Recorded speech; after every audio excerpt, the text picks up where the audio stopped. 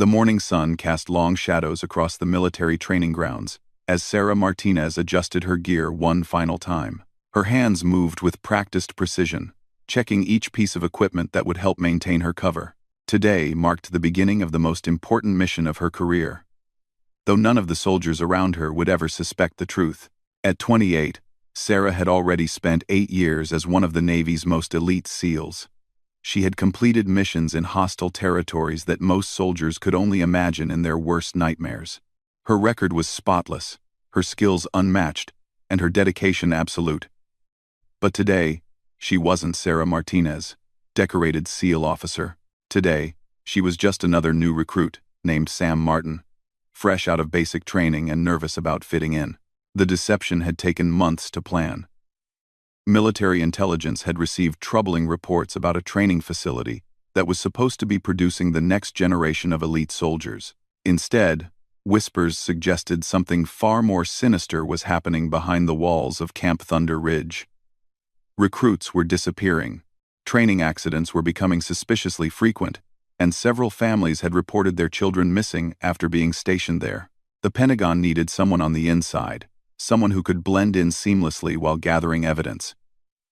Sarah had volunteered immediately when the mission briefing reached her unit. She had grown up with 3 younger brothers and knew how to hold her own in any crowd. More importantly, her slight build and youthful appearance made her perfect for the role of a nervous new recruit. The transformation hadn't been easy.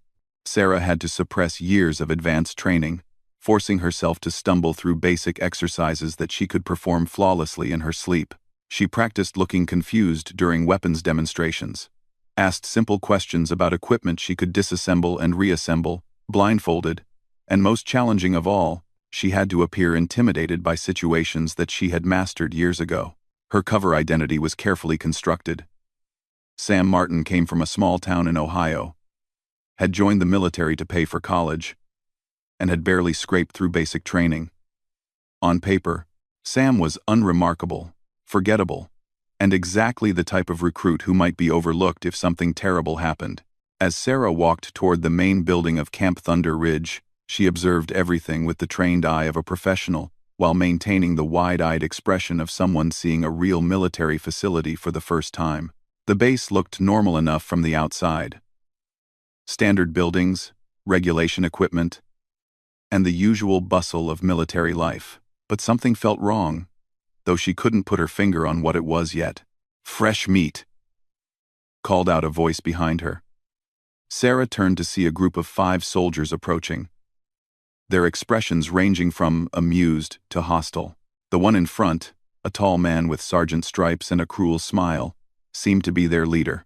"Look what we got here, boys," another baby-faced recruit who probably cries for mommy every night. Sarah forced her shoulders to hunch slightly and let her voice take on a higher, more uncertain tone. "I'm just looking for the check-in building, sir. This is my first day and I don't want to be late."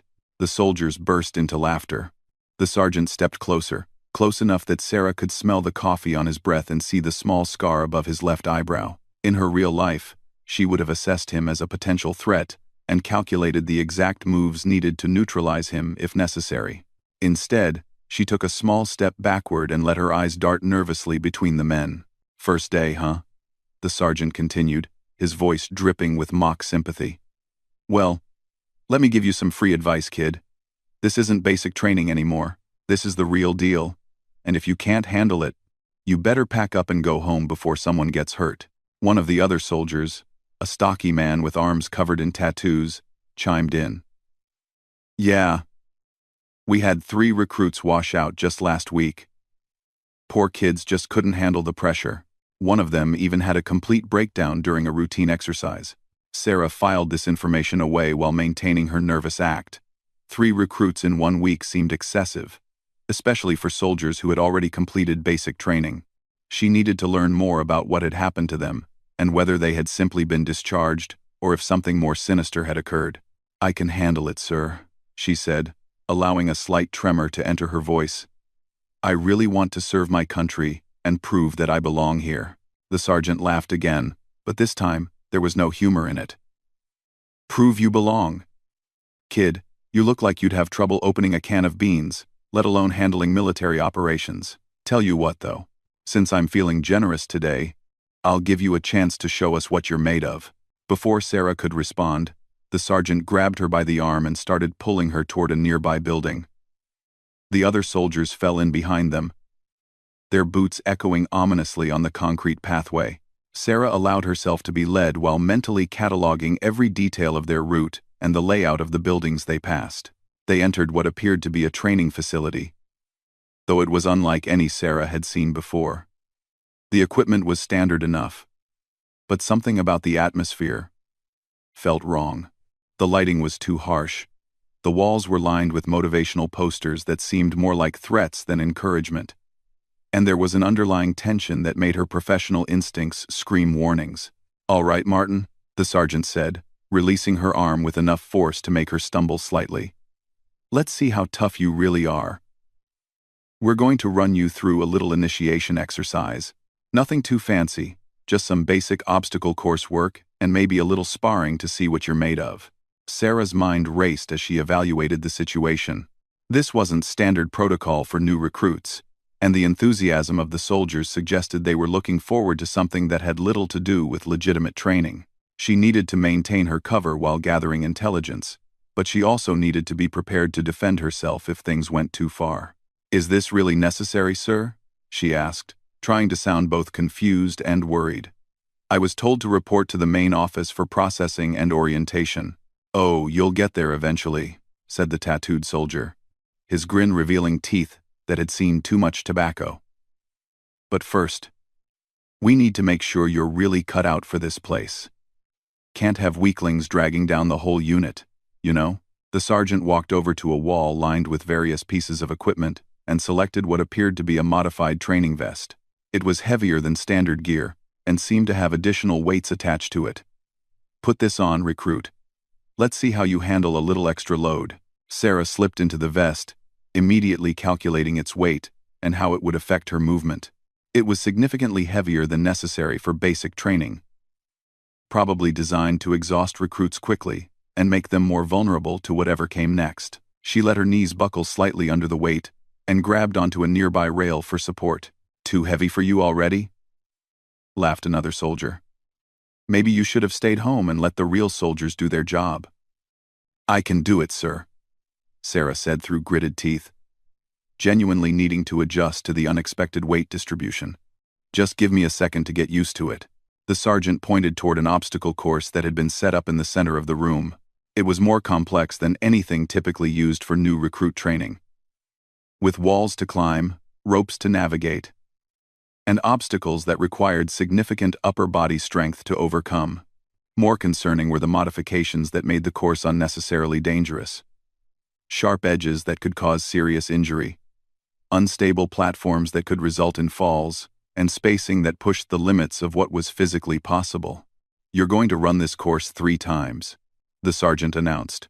"If you can't complete it, or if you quit before finishing all 3 runs, then you're obviously not fit for service here and we'll make sure you get transferred somewhere more suitable for your abilities." Sarah realized this was likely how recruits were being eliminated from the program. The excessive physical demands, combined with the dangerous modifications to standard equipment, could easily result in injuries that would require medical discharge. Worse, if recruits were pushed beyond their limits, in an environment where safety protocols were ignored, accidents could be made to look like training mishaps. She approached the starting line of the obstacle course, forcing her breathing to become shallow and rapid, as if she were already panicking about the challenge ahead. In reality, she was analyzing each component of the course and planning the most efficient route through it, while making it appear difficult enough to satisfy her audience. The first obstacle was a rope climb, followed by a horizontal traverse across monkey bars. Sarah grabbed the rope and began to pull herself upward, deliberately making her movements look awkward and strained. She had completed similar climbs hundreds of times during her SEAL training, often while carrying much heavier equipment and under enemy fire, but she forced herself to struggle and pause multiple times, as if the weight of the vest was overwhelming. "Come on, Martin," shouted one of the soldiers. "My grandmother could climb faster than that, and she's been dead for 10 years. Sarah reached the top of the rope, breathing heavily from the genuine effort of making the climb look more difficult than it was. She moved to the monkey bars, deliberately missing her grip on the third bar and dropping back to the starting position with a convincing cry of frustration. "Already failing, rookie?" called out the sergeant. "Maybe you should consider a career in accounting instead." On her second attempt at the monkey bars, Sarah made it halfway across before allowing her grip to slip again. She landed hard on the mat below, letting out a genuine grunt of pain as the weighted vest drove the breath from her lungs. The soldiers were clearly enjoying her apparent struggles, and she filed away their reactions for later analysis. The course continued with a series of increasingly challenging obstacles. Sarah navigated each one with carefully calculated difficulty, always appearing to be at the edge of her capabilities while actually maintaining complete control of the situation. She stumbled over hurdles, struggled with balance beams, and made multiple attempts at wall climbs that she could have completed effortlessly under normal circumstances.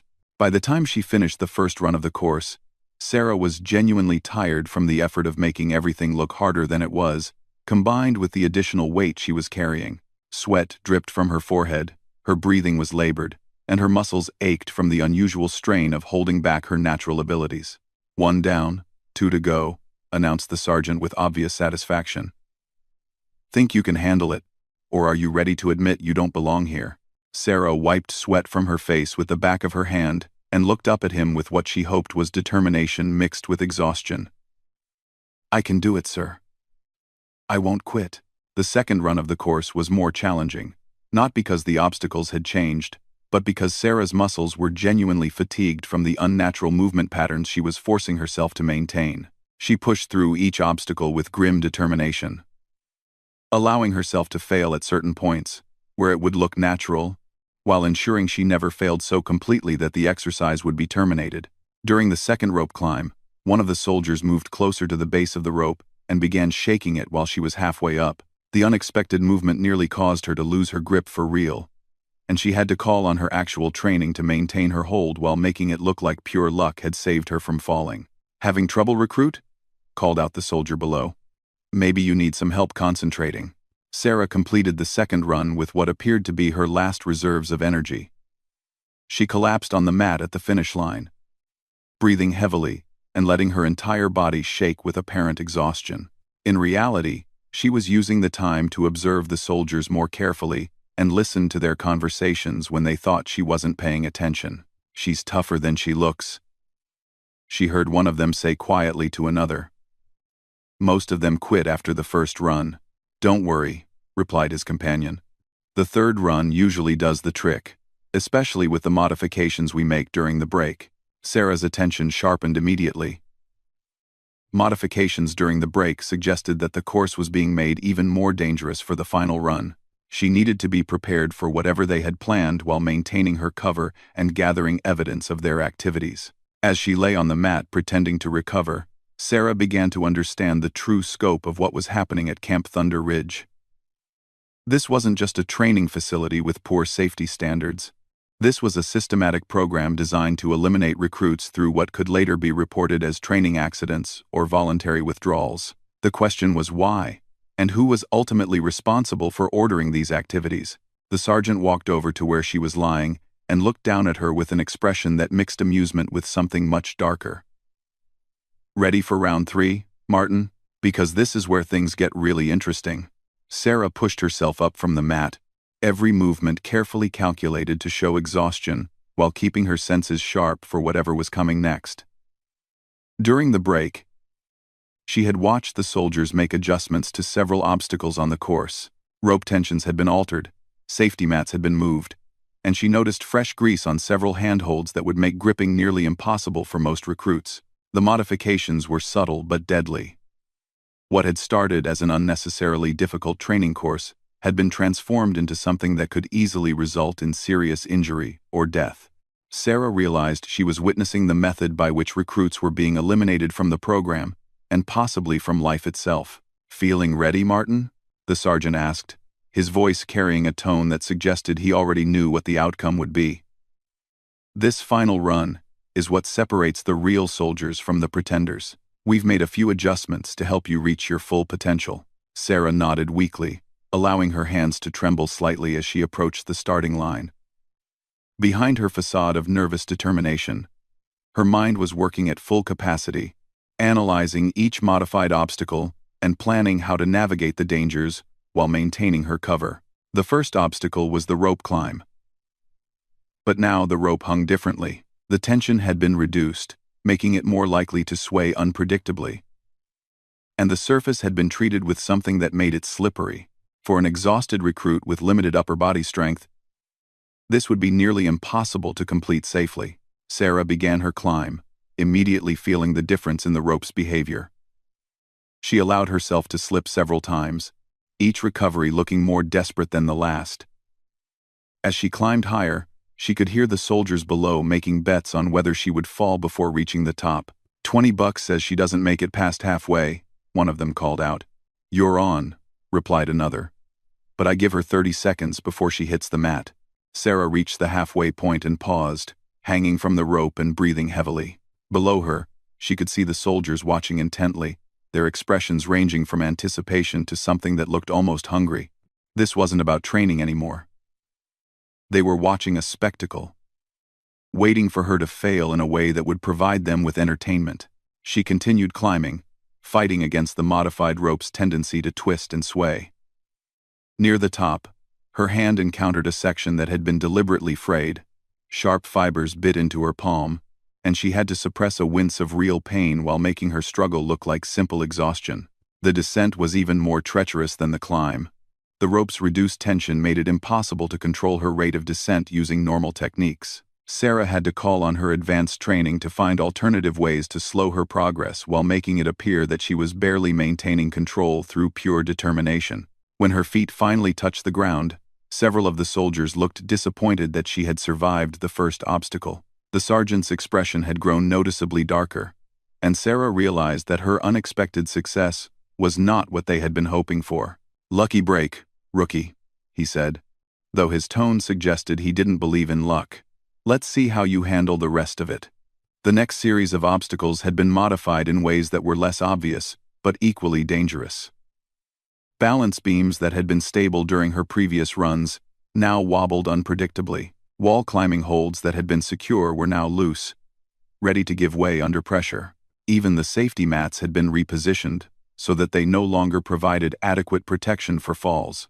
Sarah navigated each obstacle with increasing difficulty. Not because her skills were failing, but because the course itself had become genuinely dangerous. She had to use every technique in her arsenal to avoid serious injury, while making her success look like a combination of luck and stubborn determination rather than professional expertise. During a particularly challenging traverse across unstable platforms, Sarah deliberately allowed herself to fall in a controlled manner that would look accidental. She hit the mat with enough force to drive the air from her lungs and send a sharp pain through her shoulder, but the alternative would have been to reveal her true abilities by completing the obstacle with obvious ease. Getting tired, Martin? Called out the sergeant, though there was less amusement in his voice now. Maybe you should consider calling it quits before something really bad happens. Sarah pulled herself to her feet, genuinely shaken by the fall but more determined than ever to complete the mission. She was beginning to understand that the recruits who had disappeared from Camp Thunder Ridge hadn't simply washed out of the program. They had been systematically eliminated through a process that was designed to look like training accidents or voluntary withdrawals. I'm not quitting, sir, she said, her voice carrying a note of defiance that wasn't entirely acting. I came here to serve my country, and that's what I'm going to do. The final obstacle was a rope traverse across a gap that had been widened since her last attempt. The rope itself appeared to be the same, but Sarah's trained eye caught subtle signs that it had been weakened. Strands were beginning to separate under tension, and the anchor points showed stress marks that suggested they might not hold under the full weight of a climber. As she approached the starting point of the traverse, Sarah made a decision that would change everything. Instead of attempting to cross the rope in the standard manner, she deliberately stumbled and fell to one knee, crying out as if in pain. This gave her the opportunity to examine the rope more closely without appearing to do so. What she saw confirmed her worst fears. The rope had been deliberately sabotaged. Several strands had been partially cut, leaving them intact enough to support a climber initially but designed to fail once full stress was applied. Anyone attempting to cross this obstacle would fall. And from this height, Serious injury or death would be almost certain. Having problems, recruit? Asked the sergeant, moving closer to where she knelt. Maybe this is your body's way of telling you that you don't belong here after all. Sarah looked up at him with what she hoped appeared to be pain and frustration. I think I twisted my ankle, sir. Could I have just a minute to see if I can work it out? The sergeant's expression shifted slightly, and for a moment Sarah thought she saw something that might have been disappointment. Take your time, Martin, but remember, if you can't complete the course, then you've failed the test. And failure here has consequences. While pretending to massage her ankle, Sarah continued her examination of the obstacle setup. The sabotage was professional and systematic, designed to create what would appear to be an unfortunate accident during training. She realized that she was looking at a murder weapon disguised as exercise equipment. The implications hit her like a physical blow. How many recruits had been killed using methods like this? How many families had been told their children died in training accidents when they had actually been murdered? And most importantly, who was ordering these killings and why? Sarah made her decision. She couldn't complete this obstacle without either revealing her true abilities or risking her life unnecessarily. But she also couldn't simply quit without arousing suspicion. She needed to find a third option that would allow her to maintain her cover while avoiding the trap that had been set for her. Standing up slowly, she tested her weight on her ankle and winced convincingly. I think I can make it, sir. I just need to be careful. She approached the rope traverse with visible hesitation, reaching up to grasp the rope while staying close enough to the starting platform that she could quickly return to safety if needed. As her hands closed around the rope, she immediately felt the weakness in the fibers that confirmed her analysis of the sabotage. Come on. Martin, called out one of the soldiers. Stop stalling and show us what you're made of. Sarah took a deep breath and began to move out over the gap. Knowing that she was putting her life at risk, but also knowing that she needed to gather more evidence of what was happening here. She had moved only a few feet when the rope began to show signs of stress. Fibers started popping audibly, and the entire rope began to sag under her weight. At that moment, a new voice cut through the tension in the room. What the hell is going on in here? Everyone turned to see a tall woman in officer's uniform standing in the doorway. Her rank insignia identified her as a major, and her expression suggested she was not pleased with what she was observing. The soldiers immediately snapped to attention, their earlier confidence evaporating in the presence of superior authority. Just running a new recruit through orientation, Major, said the sergeant, though his voice had lost its earlier swagger. Standard training protocol. The major's eyes swept over the modified obstacle course, taking in details that a trained officer would immediately recognize as dangerous deviations from proper procedure. Her gaze lingered on Sarah, still suspended over the gap on a rope that was clearly failing under stress. Get that soldier down from there immediately, ordered the major. And I want a full report on why standard safety protocols are being ignored in this facility. Sarah carefully made her way back to the starting platform, relieved to have solid ground under her feet again, but also frustrated that her investigation had been interrupted just as she was gathering crucial evidence. As her feet touched the platform, the rope finally gave way completely, falling into the gap below with a sound that left no doubt about what would have happened if she had been in the middle of the traverse. The major walked over to examine the failed rope, her expression growing darker with each detail she observed. Sergeant, explain to me how a piece of equipment in this condition was being used for recruit training. The sergeant's face had gone pale as he realized the implications of what had just happened. Ma'am, the equipment was inspected this morning and found to be in good condition. This must be a sudden failure. Sudden failure? The major picked up a piece of the broken rope, clearly showing the cut fibers that had been hidden beneath outer strands. This rope has been deliberately sabotaged, which means someone in this facility is attempting to commit murder disguised as a training accident. Sarah watched the exchange with fascination, realizing that her mission had just taken an unexpected turn. Either this major was genuinely unaware of what was happening at the facility and could be an ally, or she was part of the conspiracy and was now engaged in damage control. Either way, Sarah needed to be prepared for whatever came next.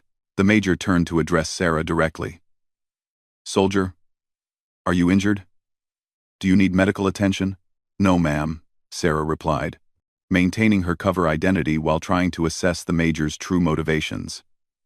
"Just a little shaken up, but I'm fine." "Good. I want you to report to my office in 1 hour for debriefing about this incident. And I want a complete account of everything that happened here today." The Major's eyes swept over the other soldiers, her expression leaving no doubt about her displeasure. "As for the rest of you, consider yourselves confined to quarters pending a full investigation." As the soldiers began to file out of the training facility, Sarah realized that her mission had reached a critical juncture. The cover that had taken months to establish was now at risk. But she had also stumbled onto evidence of systematic murder, disguised as training accidents. The question now was whether Major whoever she was would be an ally or an enemy in uncovering the truth about what was really happening at Camp Thunder Ridge. The Major approached Sarah as the last of the soldiers left the room. "What's your name, soldier?" "Martin, ma'am. Sam Martin." "Well, Martin, you're either very lucky or very skilled to have survived what just happened here. Based on the condition of that equipment, you should be dead right now." Sarah met the Major's gaze steadily, trying to read what was behind the woman's professional facade. "Thank you for intervening, ma'am. I don't think I would have made it across that rope." "No, you wouldn't have. And I suspect that was exactly what someone was hoping for." The Major paused, studying Sarah's face with an intensity that made her wonder if her cover was still intact. "Tell me, Martin, what do you know about the other recruits who have been stationed here recently?" The question confirmed Sarah's suspicions that the Major was aware of larger problems at the facility. This could be the break she needed to gather more intelligence, or it could be a test to see how much she knew about the conspiracy she was investigating. "Not much, ma'am. I just arrived today. But some of the soldiers mentioned that several recruits had washed out recently. They seemed to think it was funny." The Major's expression darkened further. "Funny? Yes, I'm sure they did." She glanced around the training facility one more time, her eyes cataloging the various modifications that had been made to standard equipment. "Martin, I'm going to ask you to do something that may seem unusual. I want you to trust me for the next few hours while I sort out exactly what's been happening here. Can you do that?" Sarah nodded, though every instinct told her to be cautious. "Yes, ma'am." "Good. Because I have a feeling that your arrival here today may have prevented not just your own death, but potentially many others as well." The Major headed toward the door, then paused to look back at Sarah. 1 hour. My office. And Martin? Watch your back until then. I don't think everyone here is going to be happy that you survived today's training session." Sarah spent the hour before her meeting with the Major carefully observing the base around her. The soldiers who had been present during her training session were nowhere to be seen. But she noticed increased activity among the security personnel, and several hushed conversations that stopped abruptly when she passed by. Something was definitely happening, and she suspected her near-death experience had triggered events that went far beyond a simple training accident investigation. As she made her way to the Major's office, Sarah noticed surveillance cameras that she hadn't spotted during her initial reconnaissance. The security presence at Camp Thunder Ridge was far more extensive than appropriate for a standard training facility. This suggested either that the base was handling classified operations, or that someone wanted very tight control over what happened here, and who might witness it. The Major's office was located in the administrative building, behind a door marked with a simple nameplate reading, Major Patricia Hayes. Sarah knocked and entered when called, finding herself in a spartanly furnished room that revealed little about its occupant beyond military efficiency. Major Hayes gestured for Sarah to take a seat across from her desk. Instead of beginning with questions about the training incident, she surprised Sarah by asking, "Tell me, Martin, what did you think of your fellow soldiers today?" The question was clearly a test, though Sarah wasn't entirely sure what Major Hayes was testing for. "They seemed to take their training seriously, ma'am. Maybe a little too seriously." "That's an interesting way to put it." Major Hayes leaned back in her chair, studying Sarah with the same intensity she had shown in the training facility. "How much do you know about the mission of this facility?" "Just what I was told during orientation, ma'am. Advanced training for soldiers selected for special operations." "And what weren't you told?" Sarah hesitated. sensing that this conversation was moving into territory that could either expose her cover or provide crucial intelligence for her mission. "I'm not sure I understand, ma'am." Major Hayes opened a folder on her desk and pulled out several photographs. She turned them around so Sarah could see them clearly. Each photograph showed a young soldier in dress uniform, the kind of formal portrait typically taken for military records or to send home to family. "These are the recruits who have been stationed here over the past 6 months," Major Hayes said quietly. "Do you know what they all have in common?" Sarah studied the faces in the photographs, trying to understand what she was supposed to see. The soldiers were diverse in age and ethnicity, both male and female, representing various backgrounds and military specialties. "They're all young, ma'am. Early in their careers." "Yes, but more than that. They were all selected for this facility based on specific criteria that had nothing to do with their military skills or potential for advancement." Major Hayes paused, watching Sarah's reaction carefully. They were all selected because they came from families with limited political connections, minimal financial resources, and most importantly, because they had asked uncomfortable questions about military operations they had witnessed or been ordered to participate in. The implication hit Sarah like a physical blow. Camp Thunder Ridge wasn't a training facility at all. It was an elimination center, designed to permanently silence soldiers who had become inconvenient for someone higher up the chain of command. "Ma'am, are you saying these soldiers were murdered?" "I'm saying they were transferred to this facility and subsequently died in what were reported as training accidents. Until today, I didn't have proof that the accidents were being deliberately arranged." Major Hayes gathered the photographs and placed them back in the folder. "Your near-death experience this afternoon was the evidence I needed to confirm my suspicions." Sarah felt a chill run down her spine as she realized how close she had come to becoming another photograph in Major Hayes's collection. "How many, ma'am?" 14 confirmed deaths in 6 months, all reported as accidents during training exercises, all involving equipment failures or environmental hazards that subsequent investigations attributed to poor maintenance or simple bad luck. "Who's responsible?" Major Hayes was quiet for a long moment, and Sarah could see the weight of whatever knowledge she carried. "That's what I've been trying to determine for the past 3 months. The orders for these transfers come from high enough in the command structure that I can't simply arrest the immediate perpetrators and expect the problem to be solved." Sarah realized she was at a crossroads in her mission. She could continue maintaining her cover and try to gather intelligence independently, or she could trust Major Hayes and potentially gain a powerful ally in exposing the conspiracy. The decision would determine not only the success of her mission but potentially the lives of future soldiers who might be targeted for elimination. "Ma'am, I need to tell you something important." Before Sarah could continue, an alarm began sounding throughout the base. Major Hayes immediately grabbed her radio and barked a series of questions to the communications center. The responses she received clearly alarmed her. "We have a problem," she told Sarah, standing up from her desk. 3 vehicles full of military police just entered the base, and they're heading directly for this building. Either someone has discovered our conversation, or they've decided that the incident this afternoon requires a more permanent solution than originally planned." Sarah's mind raced as she evaluated the rapidly changing situation.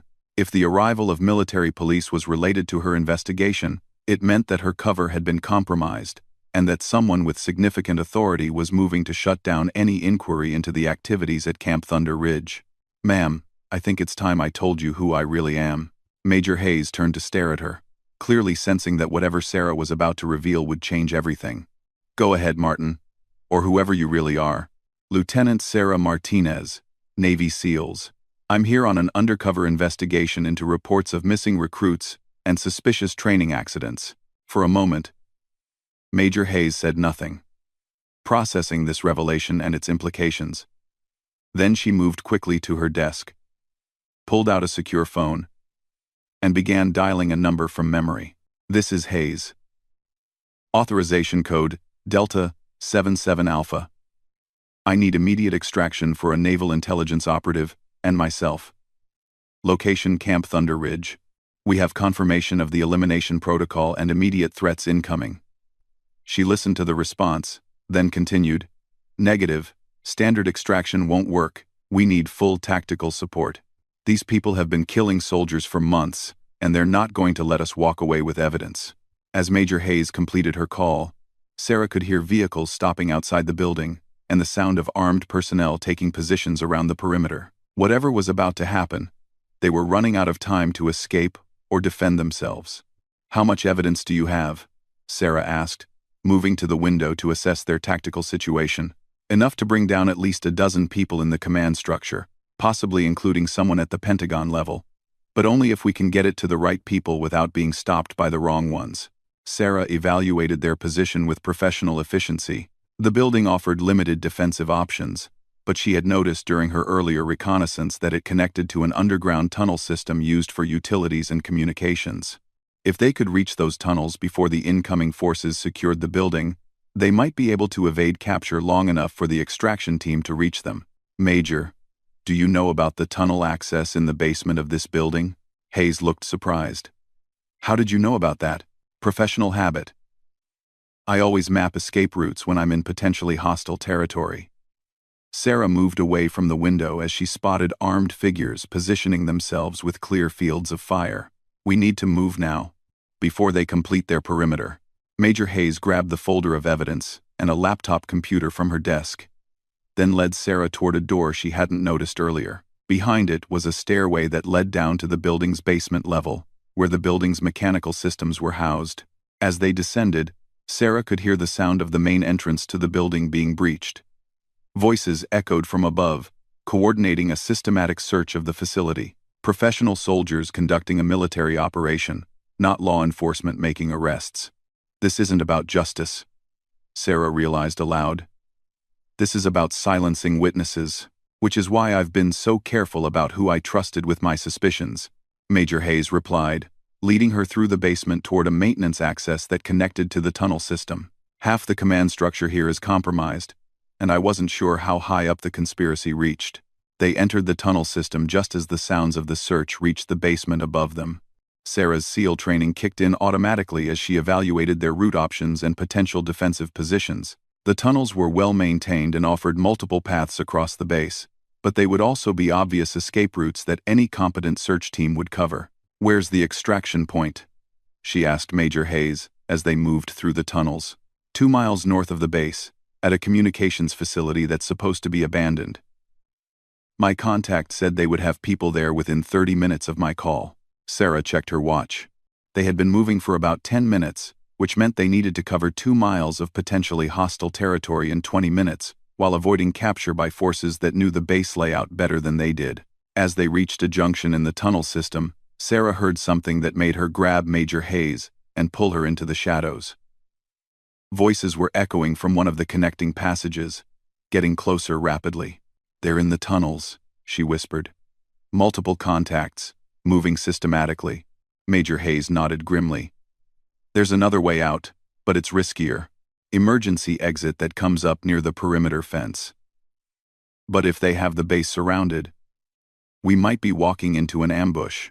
Better than being trapped down here," Sarah replied, making the tactical decision that would determine their fate. "Lead the way." They moved deeper into the tunnel system, toward an emergency exit that Major Hayes hoped would be unguarded. Behind them, the sounds of pursuit grew louder, as their hunters realized they had found the trail. As they approached the emergency exit, Sarah realized that everything that had happened since her arrival at Camp Thunder Ridge had been leading to this moment. Her mission to investigate missing recruits had uncovered a conspiracy that reached into the highest levels of military command. Now she and Major Hayes were carrying evidence that could expose systematic murder disguised as training accidents. The emergency exit led to a concealed opening near the perimeter fence, just as Major Hayes had indicated. But as they emerged from the tunnels, Sarah immediately spotted the telltale signs that the area was under surveillance.